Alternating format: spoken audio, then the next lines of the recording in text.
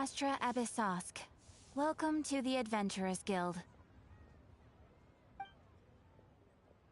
Thank you for complete. Ad Astra.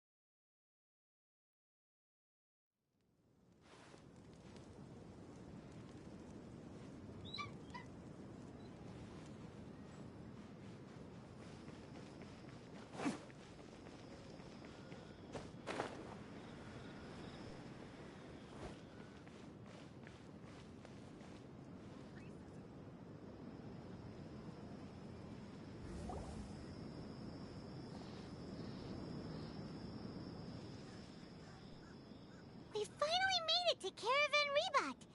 It's pretty lively here. So, just past this wall is the desert, huh? Oh, wow. Paimon remembers hearing people call this the Wall of Samiel. It's made to block sandstorms from the outside. Oh, if it's this...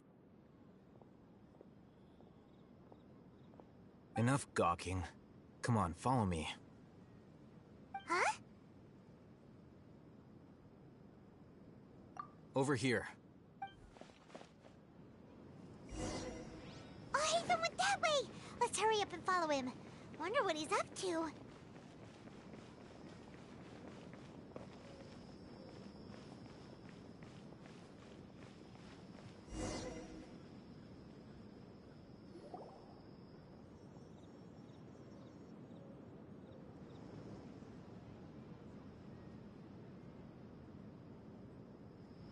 What the...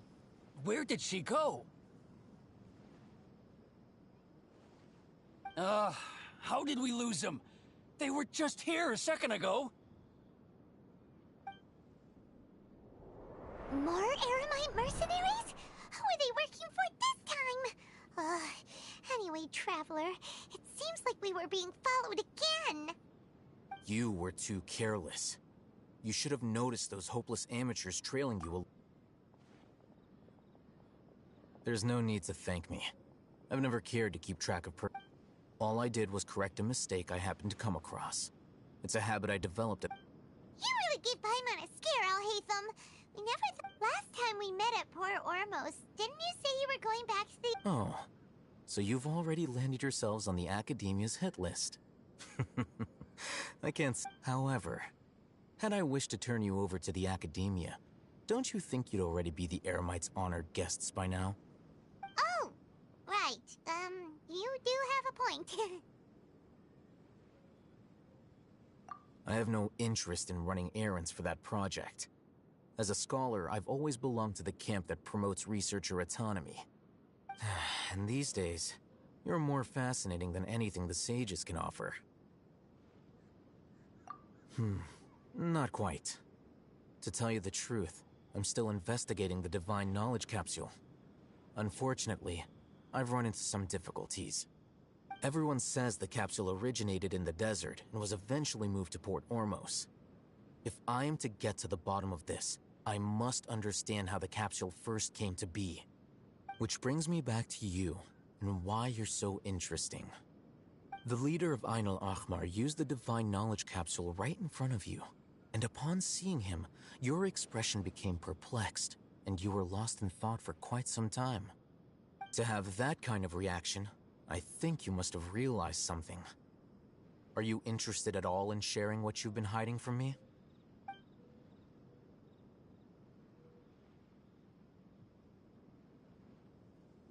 Alhaitham, you really have a ridiculous eye for detail.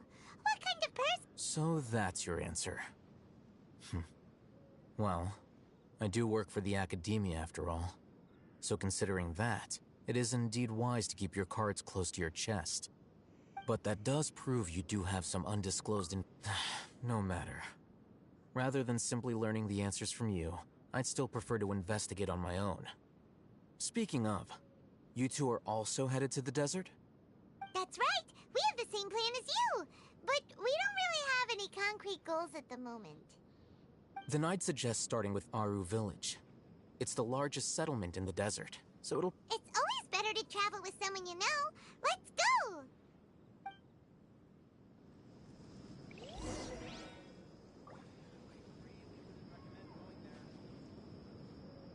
Welcome, weary travelers. All who seek rest will find it here. Guess we can rest a bit.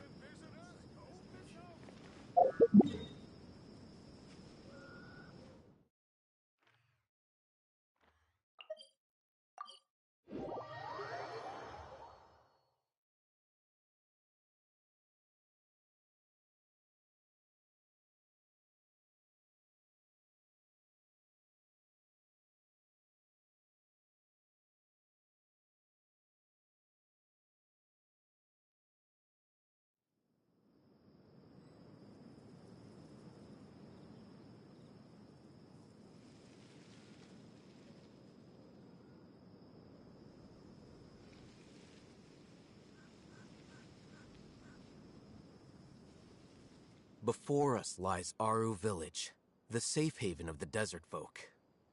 Whoa. This landscape is really something else.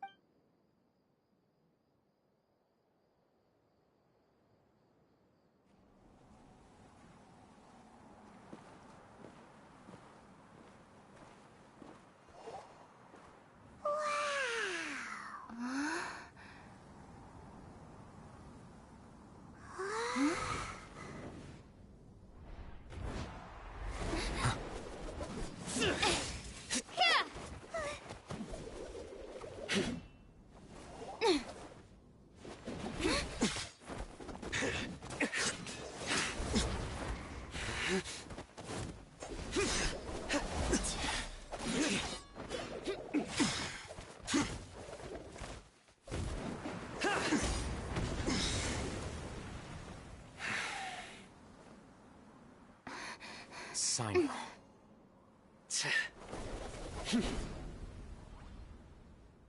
Unless my memory fails me, we have barely spoken 2 words to each other before now at the Academia. Would you care to enlighten me as to when and how I invited the General Mahamacho's wrath? Alhaitham, do not think you can escape my judgment just because you managed to escape my attack. Judgment? So that's how you'd characterize your actions here, is it? Or would elimination perhaps be a more accurate description? Had I used my full strength, not even this traveler would have been able to stop me.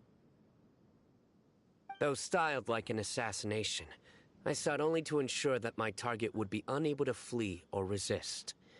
Standard practice for the Matra, as well you know.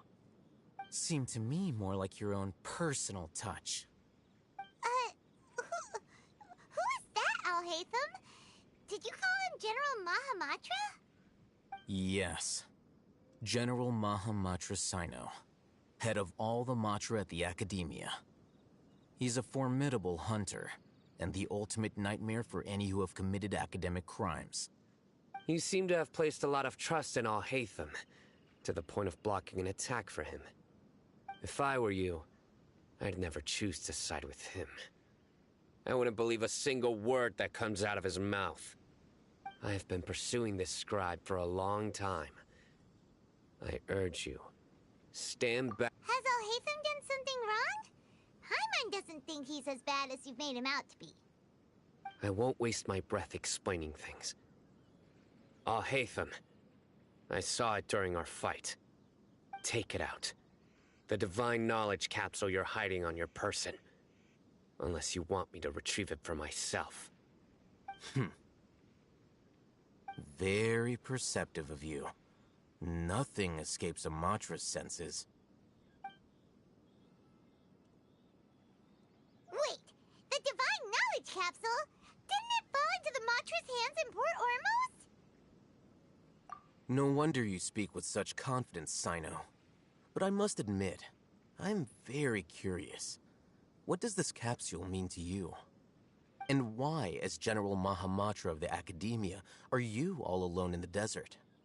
As far as I'm aware, the other Matra have been speculating about your disappearance.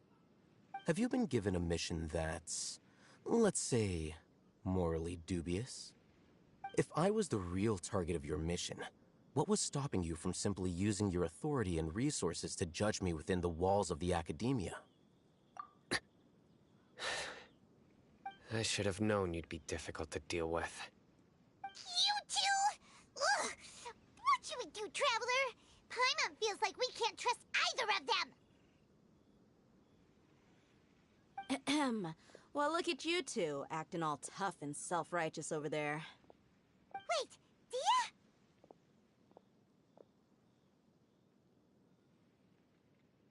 Great! Finally, someone that we can trust! You gotta help us out here, otherwise these two are gonna start fighting again! Yeah, sure looks that way.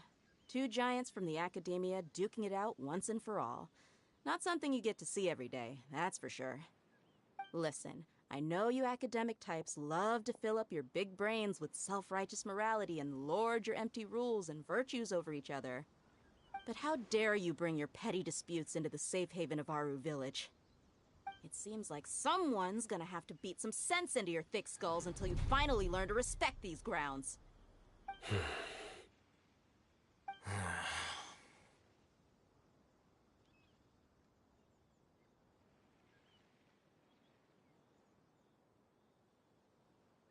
Hey, did either of you hear a word I just said?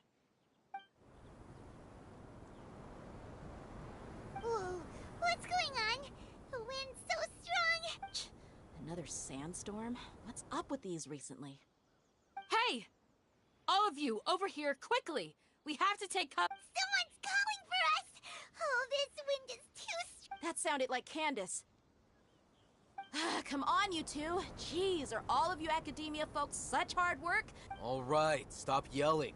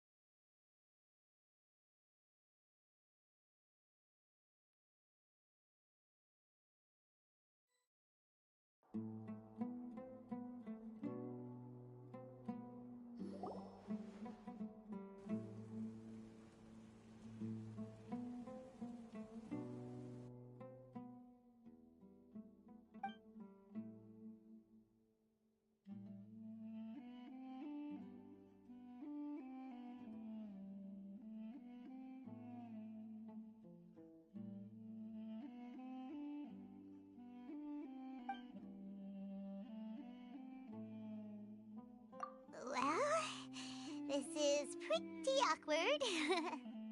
Hey, Wanna play sardines with 3 people who wanna tear each other limb from limb? Sure, why not? Sounds fun. The air is so thick and heavy. Paimon can hardly keep floating anymore. My sincere apologies, everyone. This is the home of our village chief. I will have to ask you to make do with this small room until the sandstorm dies down. Please, let me introduce myself. I am Candace, protector of Aru village. Our savior has come at last! Nice to meet you, Candace. The name's Paimon. Thank you so much for helping us. There's no need to thank me. It's only right to help each other when the weather gets rough. Wow, she's so gentle and caring, like a nice older sister. Unlike those guys over there. All right. Now that we're all better acquainted, we should return to the topic at hand. As a guardian charged with the responsibility to protect my fellow villagers from harm, I was observing your conflict from afar, even before the sandstorm started. And now that you have set foot within our village itself, it is all the more my responsibility to make absolutely sure that you pose no threat whatsoever to us. So please, have an honest and sincere conversation with one another, and put your hostile feelings to rest. If anyone dares to start anything again while they are under this roof, I will not hesitate to send them out for some quality time with the creatures of the sandstorm. Oh, on second thought, Paimon may have misjudged Candace's character. And that goes for you too, Miss Dia. Do I make myself clear? All right, we got it, Candace. That's what I like to hear. So, which of you will begin? I was supposed to be a mediator, but I might have gotten a little too involved just now. Anyway, one of those two should probably start talking. Wait, that was you trying to be a mediator? I have nothing to hide, so there's no shame in explaining myself. While Alhaitham wasn't wrong about the other Matra not knowing my whereabouts, it's not because I've been assigned a morally dubious mission. Rather, I've chosen to exile myself. Huh? Exile yourself? A little while ago, I discovered that there was data missing in the Academia's project planning and development files. What little they did report clearly did not match the project's actual progress. As General Mahamatra, I had the responsibility and authority to request an audit. However, to my surprise, the person responsible for the erroneous data was none other than Grand Sage Azar himself. I tried to investigate the issue myself before submitting a formal audit request, but I soon found that all leads and potential pieces of incriminating evidence were carefully concealed from me. I began to realize that they were cautious of me from the very beginning. Unsurprisingly, the Grand Sage rejected my audit request as soon as the submission reached his desk. He even said to me, "The power of the General Mahamatra is granted by the sages. You have no right to judge us." So they really are up to no good. I realized then that to the Grand Sage, the Matra are nothing more than tools for the sages to assert and maintain their control over knowledge. The vows that we took, the principles that we strive to uphold, they are meaningless to the academia of today. I believed it would be wise to flee the academia before the sages had a chance to take action against me. This way, they can no longer see nor predict my actions. I will never give up on this investigation. There's no need for someone else to give me power or authority. Once I find the truth, I will administer judgment by my own name. Sino seems to have the same goal as us. We're all investigating the sages. Plus, now that he's no longer the General Mahamatra, he's so... Well, Sino, if that's your story, then why did you see Alhaitham as a target? When I was investigating the matter in the academia, I overheard a conversation between Alhaitham and a sage. The sages asked you to investigate a blonde-haired traveler. Do you dispute this, Alhaitham? What? Like many parts of the project, this assignment was undocumented. Now throw in your suspicious behavior with the divine knowledge. Yes. I was indeed tasked with investigating the traveler. Alhaitham! After all, the promised reward was so great that hardly any scholar could have refused. The sage told me, once you've completed this assignment, I can give you a glimpse of divine knowledge. A most enticing offer. Unfortunately, those academics don't know me at all. Their words contained one key piece of information, namely that divine knowledge indeed exists. That gave me all I needed to know. From my perspective, the sages are far from trustworthy. Think about it. Isn't it a little strange they're so willing to share divine knowledge with anyone, even as a reward? So, I began my own investigation following the lead of the divine knowledge capsule. In the end, I realized my wisdom in committing to this rather than collaborating with the sages. Had I been less guarded, I probably would have ended up like that Ain al-Ahmar mercenary, incapable of remaining sane for long enough to hold a conversation. You mean that the sages originally planned to dispose of you, using one of those capsules that drive people insane? I'd already given up on the assignment by then. I only told the academia I was waiting in Port Ormos for you to appear so they wouldn't suspect anything. So it came as quite a surprise when I encountered my erstwhile target while investigating the divine knowledge capsule. Criminals do love to talk about coincidences. Even though I ran into the traveler by chance, I had no intention of providing assistance to the academia. Also, you should remember, you were the ones who decided to follow me and strike up a conversation after I left that tavern. That's true.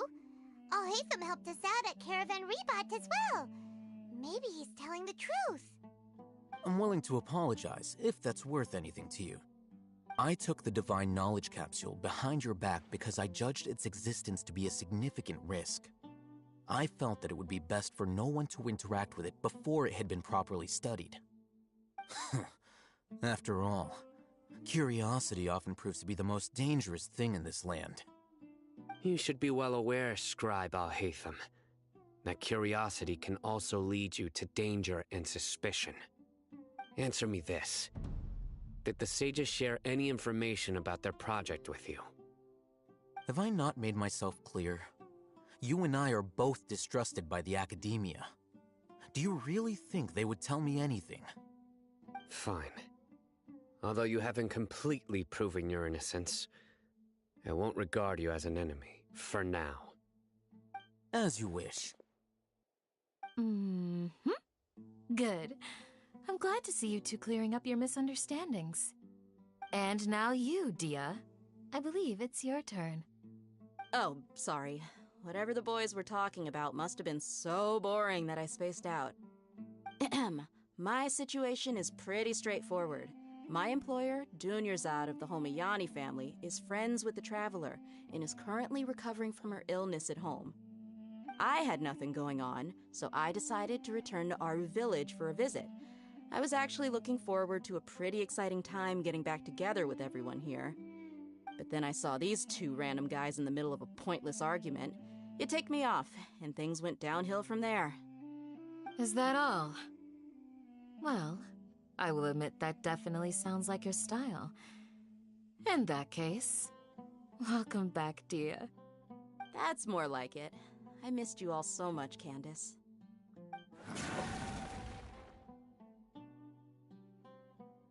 Whoa!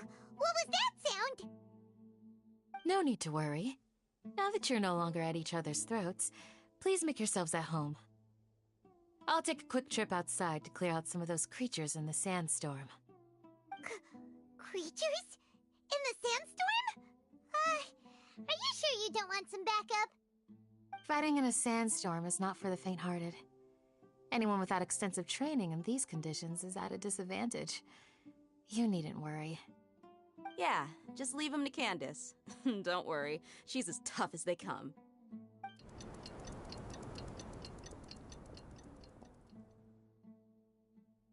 The wind's died down. That means the sandstorm's over, right?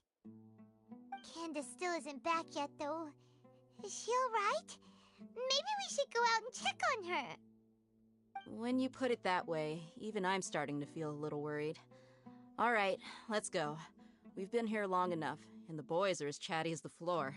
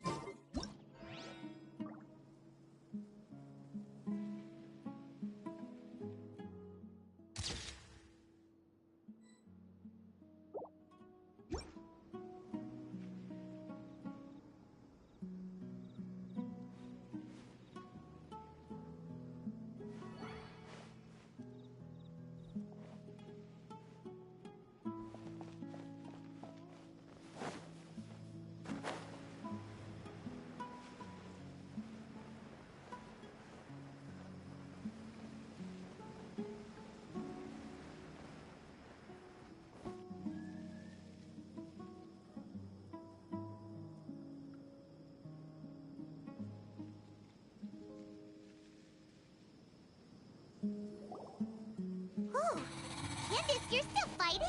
You've been out here dealing with these creatures the entire time? Yes. They just keep coming in waves. Ah! Here comes another wave! Leave this round to us. I got interrupted earlier, but now I have something to take my anger out on. It's been quite a while since I've seen the Flame Main in action. I'll leave these to you then. I'll be sure to put on a good show. Let's go!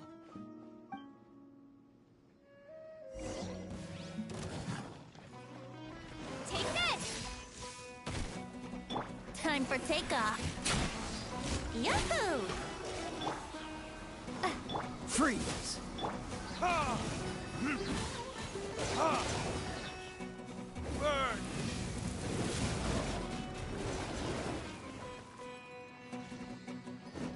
Yeah! Ha!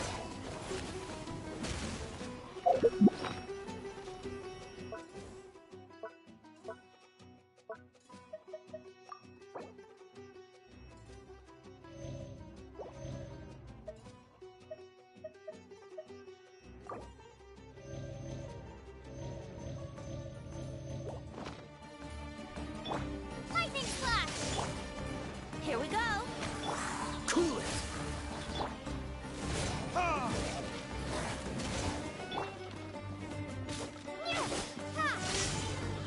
Brace yourselves! Dodge this! Ha! Ha! Take this! Yahoo! Freeze! I suppose this will do.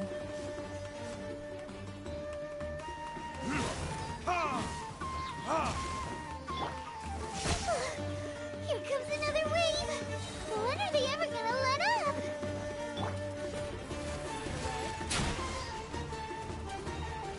Let's play!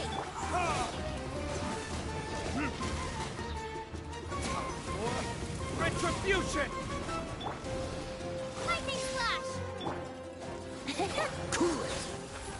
so sorry.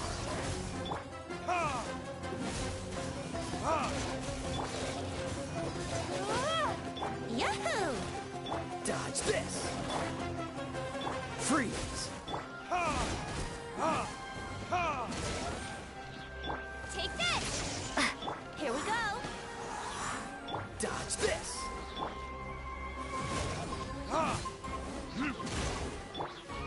Lightning flash! Brace yourself! Cool it.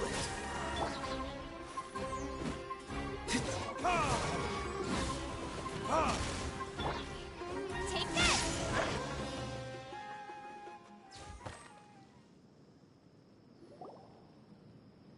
The creature stopped appearing.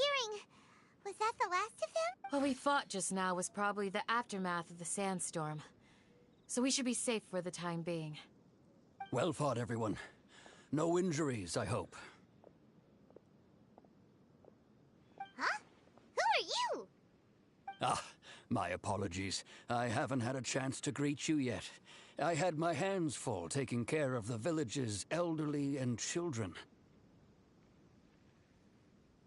I am the chief of Aru village. Everyone usually calls me Uncle. Sir, I am also originally from the desert, but I have not been back for some time now. May I ask if such sandstorms are common? I can't say they've always been common, but recently the storms have become increasingly severe and frequent. Besides sandstorms, we also occasionally get earthquakes. According to an investigator who stayed in the village a while ago, these unusual natural phenomena are related to the withering of Irminsul. Another effect of Irminsul's withering. So, Irminsul's withering causes withering zones in the forest, and sandstorms and earthquakes here in the desert? Everything in the natural world is inextricably connected to Irminsul. These regional symptoms can indeed be a reflection of Irminsul's present state. Everyone in Aru village needs to take good care of themselves. Speaking of which, why haven't I seen a single village keeper since I got here? Village keeper? Who are they? Village guards like Candace? Does your curiosity know no bounds? Village Keeper is how Aru village refers to mad scholars exiled here by the academia. Most of them are scholars who lost their sanity after a period of training in the Avidia forest. The academia believes that their crazed mutterings may have a negative effect on the psyches of other scholars. Alas, that's exactly what we've been trying to investigate. One by one, the village keepers have been mysteriously disappearing without a trace. But no one in the village has ever seen them leave. If you're planning to stay around the village for the next few days, I'd appreciate it if you could keep an eye out for them. I've had encounters with those people in the past. I'll see what I can do to help. The Matra are the ones responsible for their exile. Now that you're no longer with them, are you trying to alleviate your guilt and atone for your past sins? I'm fascinated by how you think. Mock me if you will, but if you are guilty, I will eliminate you, regardless of my position or identity. Oh, you're the former General Mahamatra. You must be an expert in these kinds of investigations. Thank you for your help.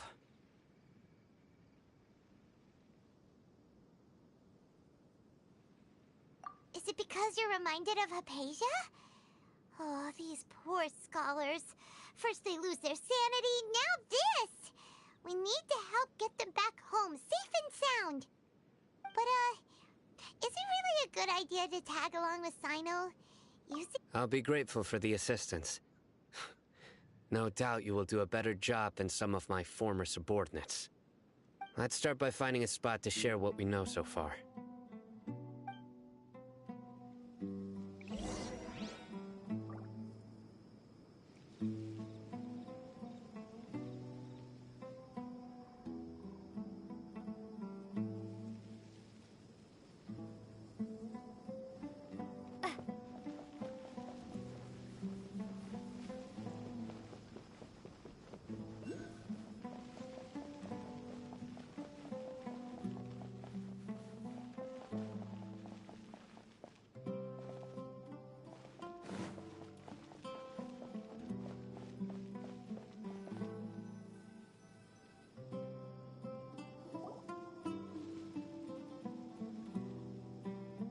Although I've sent myself into exile, I'm still doing essentially the same things as before.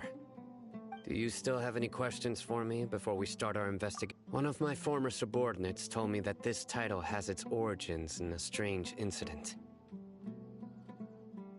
The Academia has long exiled mad scholars to Aru Village. A mysterious phenomenon exists here. When mad scholars first arrive, they are as incoherent and deranged as before. But after spending some time here, they invariably begin to calm down. Initially, the people of Aru Village greatly resented having to take in the mad scholars. But a strange incident one night changed that.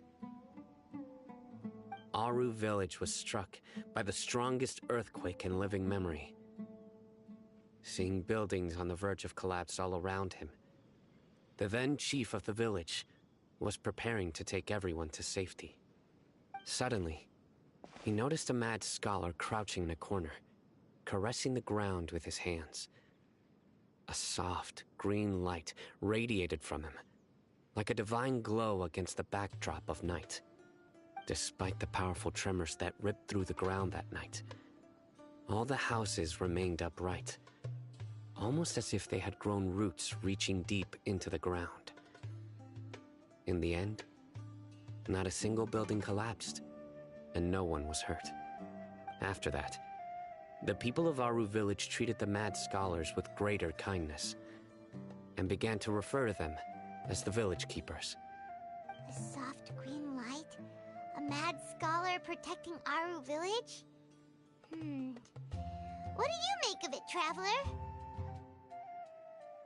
Paimon thinks so too. Actually, Sino, do you know if any of the mad scholars continued to wear their Akasha terminals at Aru Village? In theory, they would continue wearing them so the Academia could still monitor their activities. With that said, the main Akasha system would no longer have any interaction with them. Oh, no wonder!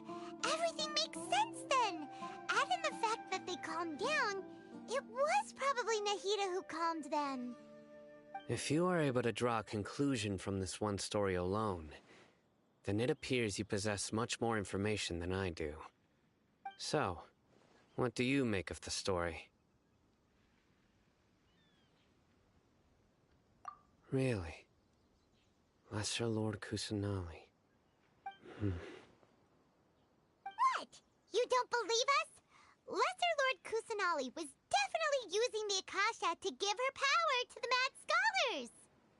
No, it's not so much that I don't believe you. I'm just struck by your reasoning. Lesser Lord Kusanali, the current Dendro Archon. Is she really active in Sumeru? The Academia has always placed far greater importance on the late Greater Lord Rukkhadevata. They've more or less ignored Lesser Lord Kusanali, and I've never had any reason to doubt their views. In addition, I've never heard any stories about Lesser Lord Kusanali and her deeds. To me, she might as well have been a god that never existed. No way! Nahida definitely exists! She's a... how should Paimon put it? She's a good Archon who's kind and wise.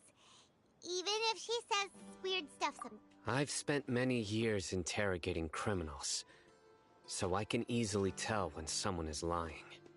Good! Then you should know that we're telling the truth. That look in your eyes. I've never seen that from a liar. You two really must have met Lesser Lord Kusanali. How can this be? To think, our Archon has been amongst us this entire time. Alright, now it's our turn to put our skills to good use for this investigation. But easier said than done, especially since we don't have any leads. Maybe we can start by knocking on some doors. Excuse me, are you here to help me find my grandpa? Huh? Who are you? By the sounds of it, a resident of this village. My name is Isak. You'll help me find my grandpa, right? Is your grandpa a mad scholar? Hey, don't say that. Grandpa is just Grandpa. Why do you have to call him that? It's not like he's a bad person or anything. The person you're referring to is not a local. Yet you are. Why do you call him Grandpa? Grandpa is just Grandpa. He's my family. I heard everything you said to the village chief. Please, you gotta take me with you. I want to find my grandpa. I swear I'll help. I won't be a nuisance. Ah, so you're the one who was eavesdropping on us around the village chief's house. I was planning to go out and take care of whoever it was, but I had a vague feeling that they didn't harbor any ill intent. Whoa. Hatham wasn't kidding about Matra having sharp senses. Sino, he's just a kid. All he wants is to find his grandpa. Let's find a way to help him. Sorry. I was only listening in because I wanted to know where Grandpa went. Honest. If you... All right. But first, let's confirm the facts with Candace.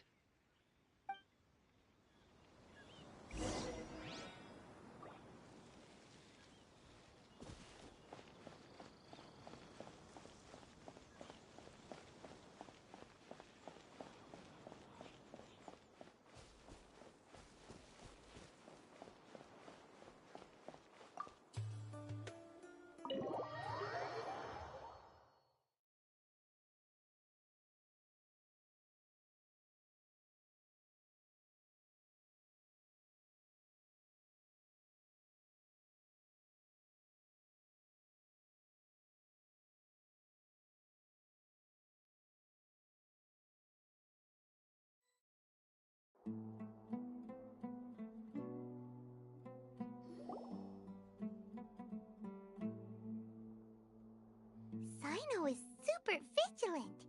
Is this what all the Matra are like? Ah, you're back already. We just wanted to confirm something with you. Do you know a boy by the name of Isak? I had a feeling he'd go looking for you. Huh? You knew this would happen? Yes. Although he tried his best to stay hidden, I still noticed him eavesdropping outside the window. He really wants to get his grandfather back. Isak's parents were both Aramite mercenaries who rarely returned to the village after finding employment in the city. He was raised by his grandfather. Unfortunately, it was only a few years before his grandpa passed away. Isak was still very young at the time, so various families in the village took turns caring for him so he could survive. Later, an elderly mad scholar arrived at the village. Isak thought the scholar bore a striking resemblance to his grandfather, and thus often spied on the man. However, the scholar was unkempt in appearance and incoherent in speech. Although Isak referred to the man as his grandpa, he was afraid and didn't dare to approach him. One summer night, the oft mumbling and bumbling grandpa suddenly calmed down and seemed to become more lucid. He even noticed Isak hiding in the distance. So Grandpa walked up to Isak and patted him on the head. He even took Isak to the entrance of the village, where he patiently taught the boy the names of the stars, and accompanied Isak until he fell asleep. The next morning, Isak woke up and wanted to go find his grandpa again, only to realize his grandpa no longer recognized him. However, even so, Grandpa retained his calm expression. It's said that those who saw the scholar claimed he no longer appeared to be crazy, but appeared to be living in his own world, almost as if he were sleepwalking. Isak was thrilled that his grandpa was able to find peace, and would follow him all the time, asking him things like, "Grandpa, want me to take you somewhere fun?" Or, "Grandpa, could you tell me stories about the stars again?" All this somehow just makes Paimon feel really sad. Seems like they both deserve so much better. Perhaps. Nearly everyone who lives in the desert has some form of hardship or regret. But even so, we must still continue on with our lives. It's also my reason for fighting. I must continue to protect this land.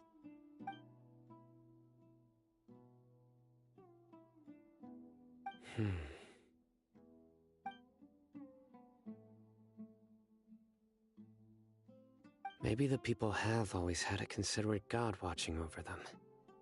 Huh? What did you say, Sino? No, nothing. As long as Esau keeps his word and doesn't get in our way, we can take him along. Perhaps you are more compassionate than I gave you credit for. Please accept my thanks on Isak's behalf, Sino.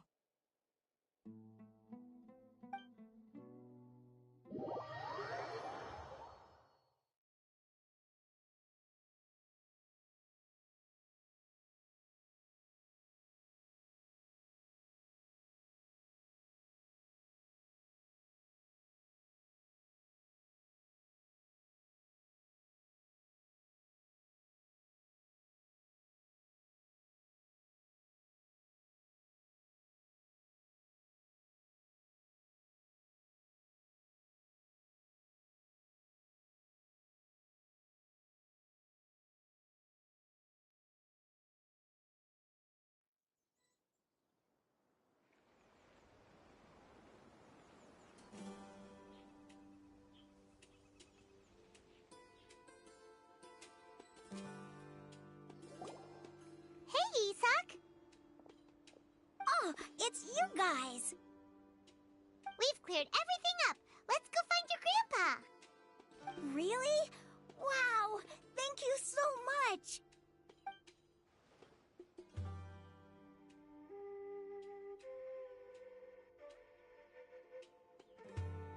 Yeah!